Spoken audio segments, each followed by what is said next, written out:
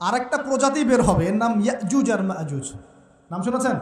এই যে এই সূরার মধ্যেই আছে, এই সূরা কাহাফের কথা বললাম না, সূরা কাহাফের পিছনের দিকে আছে ইন্না ইয়াজুজ ওয়া মাজুজ মুফসিদুনা ফিল আরদ।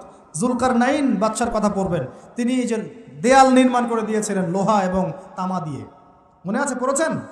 আচ্ছা, এই ইয়াজুজ আর মাজুজ যখন বের হবে, পৃথিবীর পানি খেয়ে শেষ করে ফেলে দিবে একেবারে। এর এত বেশি হিংস্র হবে যে এদের সাথে লড়াই করার মতো ক্ষমতা কোনো মানুষেরই থাকবে না। এমনকি ঈসা আলাইহিস সালামেরও নয়। ঈসা আলাইহিস সালাম তুর পাহাড়ে চলে যাবেন মুসলিমদেরকে নিয়ে, তুর পাহাড়ের ভিতরে মুসলিমরা সেখানে লুকিয়ে থাকবে, পৃথিবীর মেসাকার অবস্থা হয়ে যাবে, পৃথিবীর পানি খেয়ে শেষ করে ফেলে দিবে হিংস্র প্রজাতি। তখন ঈসা আলাইহিস সালাম আল্লাহর কাছে দোয়া করবেন, আল্লাহ এই বিভৎস জাতিকে ধ্বংস করো। আল্লাহ রাব্বুল আলামিন তখন ওই ইয়াজুজ আর মাজুজের এই কাঁধে, ঠিক কাঁধের মাঝখানে একটা ভাইরাস জন্ম দিবেন। কি জন্ম দিবেন? ওই যে বলি না মহামারীর ভাইরাস, অমুক ভাইরাস তমুক ভাইরাস, এই ভাইরাস আরও সামনে আছে বাকি এখন। ওই ভাইরাসে, ওই পোকায়, ওই ব্যাকটেরিয়া বা যেটাই হোক আল্লাহ পাক যাই দিবেন, এতে করে ইয়াজুজ আর মাজুজের পুরো প্রজাতি ধপধপ ধপধপ করে মারা যাবে। মানে এটা ছোঁয়াচে রোগ হবে। কি রোগ হবে?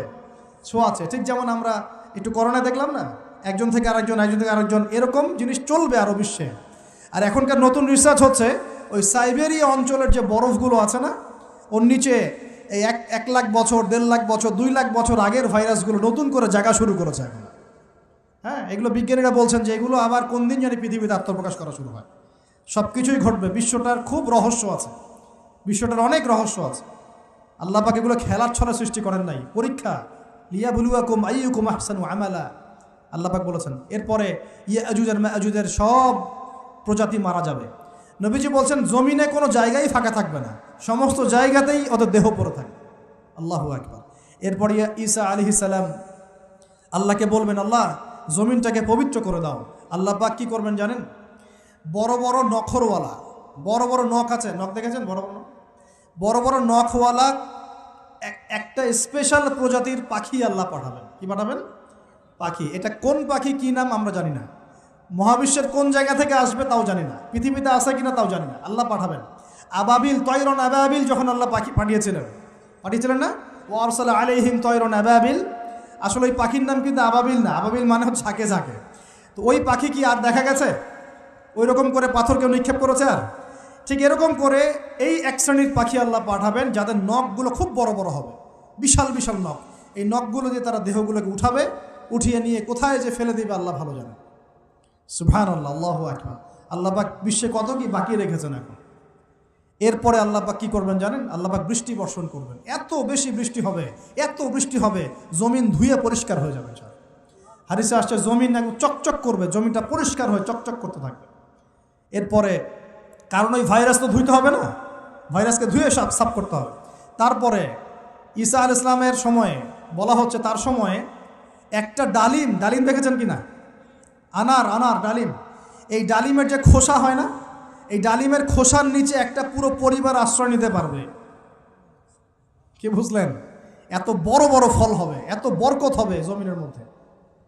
কখন বরকত হয়? যখন একটা জনপদের অধিবাসীরা আল্লাহর সামনে আত্মসমর্পণ করে, তখন আল্লাহ বরকত দেন। আমরা কি আত্মসমর্পণ করছি? এই জন্যই তো অর্থনৈতিক মন্দা চলছে। এমনি নাকি?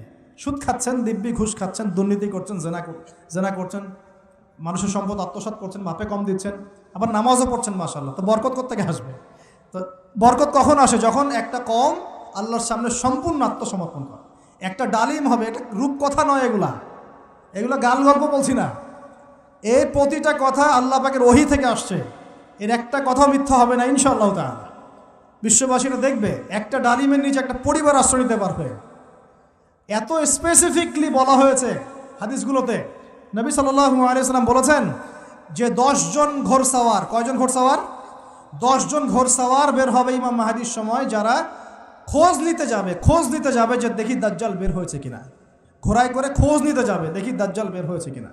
ওই 10, নবীজি বলছেন আমি ওই 10 জনের নামও জানি, ওদের বাবার নামও জানি। সুবহান।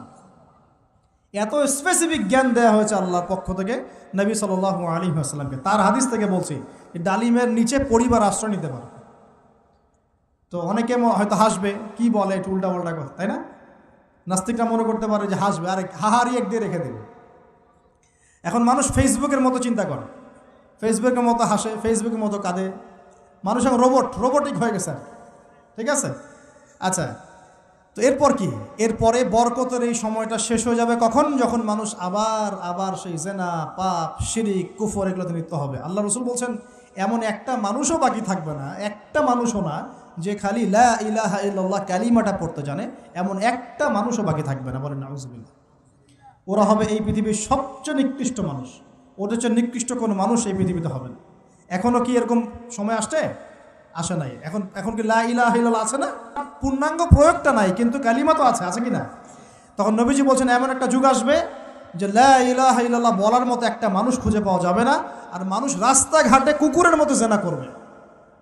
রাস্তাঘাটে কুকুর যেমন সঙ্গম করে না রাস্তাঘাটে, ওই রকম করে মানুষ রাস্তাঘাটে জেনা করবে। ওই সময়ে আল্লাহ রাব্বুল আলামিন পশ্চিম দিক থেকে সূর্য উঠাবেন। কোন দিক থেকে? সূর্য সত্যি সত্যি পশ্চিম দিকে উঠবে। পৃথিবী একদিকে ঘুরছে না এখন? কে জানে আল্লাহ পাক পৃথিবীর ঘূর্ণন থামিয়ে উল্টা দিকে ঘোরাতে পারেন না? অবশ্যই পারেন। আল্লাহ পাকের জন্য এটা খালি বলা, কুন ফায়াকুন, হও হয়ে যাও, ব্যাস। পুরো বিশ্বের বড় বড় ডিপার্টমেন্টগুলো কারা নিয়ন্ত্রণ করছে? আমরা নিয়ন্ত্রণ করছি? জি না। এমনকি খ্রিস্টানরাও নিয়ন্ত্রণ করছে না, বরং ওরাই নিয়ন্ত্রণ করছে। আপনাকে গভীরে ঢুকতে হবে তো। তার মানে সে আত্মপ্রকাশ না করলেও তার অনুসারীরা তো মাশাআল্লাহ শক্তিশালী হয়ে গেছে কি না? তার মানে সময় কাছে না দূরে? কাছে। এটা বোঝার জন্য কি ভবিষ্যৎবাণী করা লাগে? গণক হওয়া লাগে? জ্যোতিষী হওয়া লাগে? এটা বোঝার জন্য কোরআন সুন্নাহর সাথে শেষ জামানা স্টাডি করলেই হয়। Economics, world affairs, history study করলেই বুঝতে পারেন, হৃদয়ের চোখ খুলে যাবে ইনশাআল্লাহ তাআলা। আল্লাহ পাক বোঝার তৌফিক দান করুন। এখন সে বের হয়ে বিশ্বটাকে শাসন করবে ঠিকই, কিন্তু তার সাথে লড়াই করার ক্ষমতা ওই সময় মুসলিমদের থাকবে না। তখন আল্লাহ পাক পাঠাবেন ওই যে সত্যিকারের মাসিহ ঈসা আলাইহিস সালাম। কাকে পাঠাবেন? তিনি নামবেন সিরিয়ায়। কোন দেশে? সিরিয়ার দামেস্কে তিনি নামবেন। দুজন ফেরেশতার কাঁধে ভর দিয়ে, তখন তার চুলগুলো দিয়ে টপ টপ করে মুক্তার মতো পানি ঝরতে থাকবে, এমনটা হাদিসে বলা হয়েছে। সুবহানাল্লাহ, সুবহানাল্লাহ। এত স্পেসিফিকলি হাদিসে বলা হয়েছে এটা হবে, এইটা হবে, ওইটা হবে, একদম স্পেসিফিকলি। তারপরে ঈসা আলাইহিস সালাম তিনি যখন ওই মুসলিমদেরকে পেয়ে যাবেন, তাকে ইমামতি করতে বলা হবে। ঈসা আলাইহিস সালাম বলবেন, না, আমি ইমামতি করতে পারবো না। ইমামতি এই উম্মতের জন্যই করা হয়েছে। বলেন সুবহানাল্লাহ।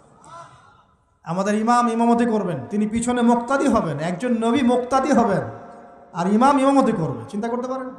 এরপর নামাজ শেষ হওয়ার পরে বলবেন তিনি, দরজা খুলে দাও, দরজা খুলে দাও। এটার ব্যাখ্যা আমার কাছে মনে হয় হয়তোবা তখন অবরোধ থাকবে, অবরোধটাকে তিনি ভেঙে দিতে বলবেন, হয়তোবা, আল্লাহ ভালো জানেন। কারণ দরজা খুলে দাও এর ব্যাখ্যা কী হতে পারে? কিসের দরজা খুলে দাও? কিসের বাঁধন খুলে দাও? নিশ্চয় একটা বাঁধনে মুসলিমদেরকে বেঁধে ফেলা হবে। তিনি ওটার বিরুদ্ধে মুসলিমদেরকে ঝাঁপিয়ে পড়তে বলবেন। তখন দাজ্জালের সাথে তার দেখা হবে। কোন দাজ্জাল? সত্যিকারের দাজ্জালের সাথে ঈসা আলাইহিস সালামের দেখা হবে। এবং ঈসা আলাইহিস সালামকে দেখা মাত্রই দাজ্জাল গলতে শুরু করবে। কি করবে? গলতে শুরু। লবণ যেমন গলে যায় না তাপ দিলে, এমন করে গলতে শুরু করবে। এবং ঈসা আলাইহিস সালামের নিঃশ্বাসে আল্লাহ পাক একটা অন্যরকম ক্ষমতা দিবেন। ঈসা আলাইহিস সালামের নিঃশ্বাস যতদূর পর্যন্ত যাবে দাজ্জাল পালাতে থাকবে। তার নিঃশ্বাস গিয়ে দাজ্জালের গায়ে লাগা পরে দাজ্জাল ওইখানেই মারা যাবে। আল্লাহ পাক এই শুধু তাকে নয়, তার সমস্ত অনুসারীদেরকে আল্লাহ পাক সেখানে মেরে ফেলবেন ইনশাআল্লাহ। মুসলিমদের হাতে। কার হাতে? মুসলিমদের হাতে। এটার জায়গাটা মেনশন করা আছে, বাবেলুদ নামক জায়গা। কোন জায়গা? বাবেলুদ। যান গুগল সার্চ করে দেখেন বাবেলুদ কোন জায়গায় আছে। আমি বলে দিব না, দেখেন কোন জায়গায় আছে, কারা ওটা নিয়ন্ত্রণ করছে দেখেন। ওইখানে দাজ্জাল মারা যাবে। মানে সত্যিকারের মাসিহের হাতে মিথ্যা মাসিহ মারা যাবে ইনশাআল্লাহ, ঠিক আছে? এবং তার অনুসারীদের পতন হবে। এরপরে ঈসা আলাইহিস সালাম এই ক্ষমতাটা দখল করবেন এবং সারা বিশ্বে তিনি শান্তি শৃঙ্খলা কায়েম করবেন। একজন ন্যায়পরায়ণ শাসক হবেন ইনশাআল্লাহ তাআলা। এবং তিনি নতুন কোনো শরীয়ত নিয়ে আসবেন না, উম্মতে মুহাম্মাদের শরীয়ত কায়েম থাকবে ইনশাআল্লাহ। এরপরে 40 বছর তিনি রাজত্ব করবেন। কত বছর? 40 বছর। এবং তার বিবাহ শাদীও হবে এবং তার ইন্তেকালও হবে। তাকে দাফন করা হবে নবী মুহাম্মদ সাল্লাল্লাহু আলাইহি ওয়াসাল্লামের ঠিক পাশেই। আল্লাহু আকবার। ঠিক তার পাশেই দাফন করা হবে। এরপরে মানুষ আবারও খারাপ হওয়া শুরু করবে। কেমন খারাপ হবে? ও আচ্ছা, মাঝখানে একটা কথা বলতে ভুলে গেছে। ব্যাস, আমি কয়েকদিন আগে রিপোর্ট দেখেছি, পৃথিবীর নিচে কিন্তু আগুনের স্তর আছে। আচ্ছা, জানেন তো পৃথিবীর নিচে আগ্নেয়গিরিগুলো আছে। পৃথিবীর ভিতরেও একটা ঘূর্ণন হয়, সেই ঘূর্ণনের দিক পরিবর্তন হচ্ছে দিন দিন, এমনটা রিপোর্ট এসেছে। দেখেন, আপনি ইন্টারনেট ঘাটাঘাটি করেন। আর অনেকে রিপোর্ট করছে যে পৃথিবী আগে যে গতিতে ঘুরতো, এখন পৃথিবীর ঘূর্ণন গতি একটু বেড়ে গেছে। দেখেন রিপোর্ট, দেখেন ঘূর্ণন গতি বেড়ে যাওয়ার মানে হচ্ছে টাইম দ্রুত পাস করবে। আর শেষ জামানার হাদিস এটাও আছে যে সময় দ্রুত পাস করবে, আছে না? এটা হাদিস আসছে। তো প্রিয় ভাইরা, এই সময় মানুষ খারাপ হওয়া শুরু করার পরে এমন খারাপ হবে, আল্লাহর নাম নেওয়ার মতো কোনো মানুষ থাকবে না, আল্লাহ আল্লাহ বলার মতো কোনো মানুষ থাকবে না। তখন পশ্চিম দিক থেকে সূর্য উঠবে। কিভাবে কিয়ামত হবে? নবীজি বলছেন, একজন ব্যক্তি পানি খাওয়ার জন্যে পাত্রটাকে মুখের সামনে নিবে, পানি গিলতে পারবে না, কিয়ামত হয়ে যাবে। নাউযুবিল্লাহ। ইযা ওয়াকাআতিল ওয়াকিআ লাইসা লিওয়াকাআতিহা কাযিবা আল কারিআতু মাল কারিআ ওয়া মা আদরাকা মাল কারিআ, আছে না? আম্মা ইয়াতাসাআলুন আনিন নাবাইল আযীম। কত সূরা আছে কিয়ামত সংক্রান্ত, পড়ে দেখেন। ইযা যুলজিলাতিল আরদু জিলজালাহা ওয়া আখরাজাতিল আরদু আসকালাহা ইযা শামসু কুওয়িরাত ওয়া ইযা নুজুমু কাদারাত। এই সূরাগুলো পড়ে দেখেন। আম্মা পাড়ার শেষ পাড়াটা, যেটা 30তম পাড়া, এর সূরাগুলো পড়ে দেখেন। কিয়ামত চোখে দেখতে পারবেন ইনশাআল্লাহ। সিংহায় ফুঁক দেওয়া হবে। আল্লাহ পাকের ফেরেশতার এত ক্ষমতা আল্লাহ দিয়েছেন, একটা ফুয়ে পুরো মহাবিশ্ব ধ্বংস হয়ে যাবে ইনশাআল্লাহ। চারটাখানি কথা নাকি? দ্বিতীয় ফুৎকারে আবার সবাইকে জীবিত করা হবে। এবং এই যে দুনিয়ার জীবনটা আমরা কাটাচ্ছি, এই 30, 40, 50, 60, 100 বছরের জীবন, এই জীবনের এক একটা হিসেব আল্লাহর সামনে দাঁড়িয়ে সেদিন দেওয়া লাগবে। অতএব এই দুনিয়ার জীবনটাতে প্রস্তুতি গ্রহণ করি, 5 ওয়াক্ত নামাজ পড়ি, যাকাত দেই, কালিমা বোঝার চেষ্টা করি, আল্লাহ তাওহীদ শিখি, জানি, বুঝি, নবীর সুন্নত অনুযায়ী আমল করি, হালাল খাই, পরিবার গড়ি, মানুষকে সৎ কাজের দাওয়াত দেই, অসৎ কাজে নিষেধ করি, ইসলামকে আল্লাহর জমিনে প্রতিষ্ঠা করার চেষ্টা করি। আল্লাহ পাক যা দিয়েছেন, জানমাল, সময়, শ্রম, আল্লাহ পাক যা দিয়েছেন, ক্ষমতা, প্রতিপত্তি, সম্পদ, এগুলোকে আল্লাহর দিনের জন্য ব্যয় করি। ইনশাআল্লাহ দুনিয়া সফল হব, পরকালে সফল হবে ইনশাআল্লাহু আযজা ওয়া জাল। আল্লাহ পাক আমাদের সবাইকে সমকালীন ফিতনাগুলো সম্পর্কে সচেতন থাকার তৌফিক দান করুন, এবং এই রমজান, আসন্ন রমজানে পরিপূর্ণরূপে ইবাদত করার তৌফিক দান করুন, এবং এই ইবাদত এবং শিক্ষাগুলোকে সারা বছর ধরে রাখার তৌফিক দান করুন, এবং জামানা সম্পর্কে সচেতন থেকে আগামী দিনে যা হবে সেভাবে পদক্ষেপ নেওয়ার তৌফিক আল্লাহ পাক দান করুন। আমিন।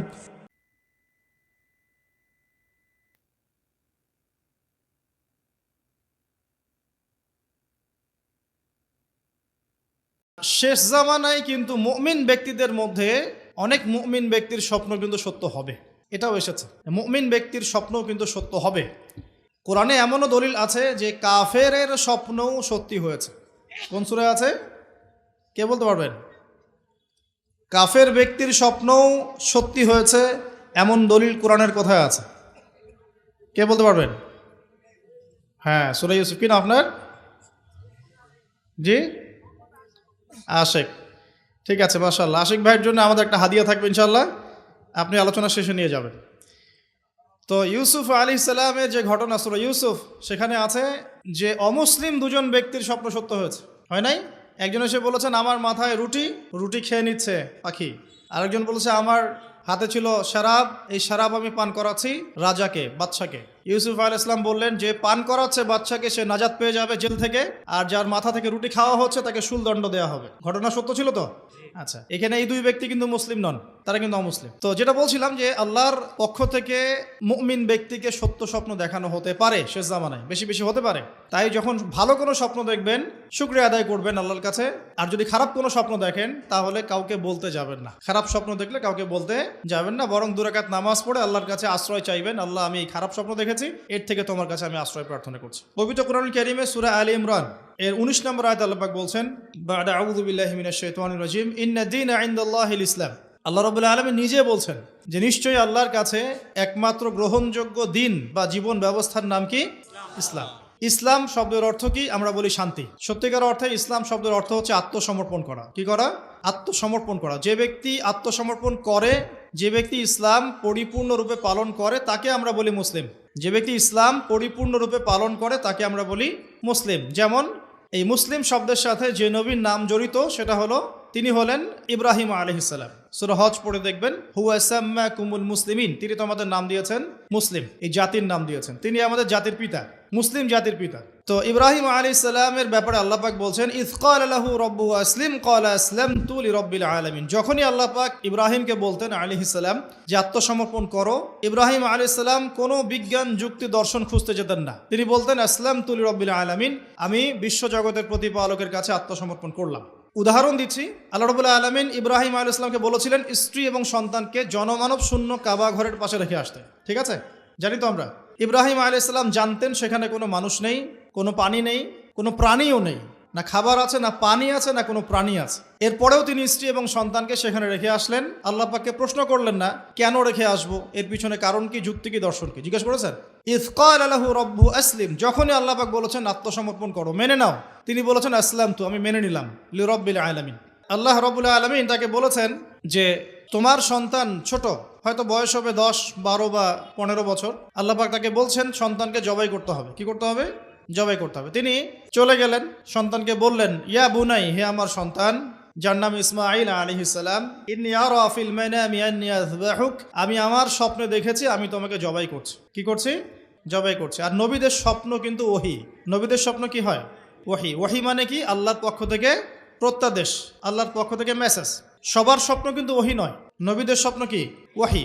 ওহী মানে আল্লাহর পক্ষ থেকে জ্ঞান, যেটা আল্লাহ পাক তার বান্দাদের মধ্য থেকে কিছু কিছু বান্দার কাছে পাঠান বাছাইকৃতভাবে। কিভাবে পাঠান? আল্লাহ পাক ফেরেশতার মাধ্যমে পাঠান। নবীদের স্বপ্ন ওহী। আর শেষ জামানায় কিন্তু মুমিন ব্যক্তিদের মধ্যে অনেক মুমিন ব্যক্তির স্বপ্ন কিন্তু সত্য হবে, এটাও এসেছে। মুমিন ব্যক্তির স্বপ্নও কিন্তু সত্য হবে।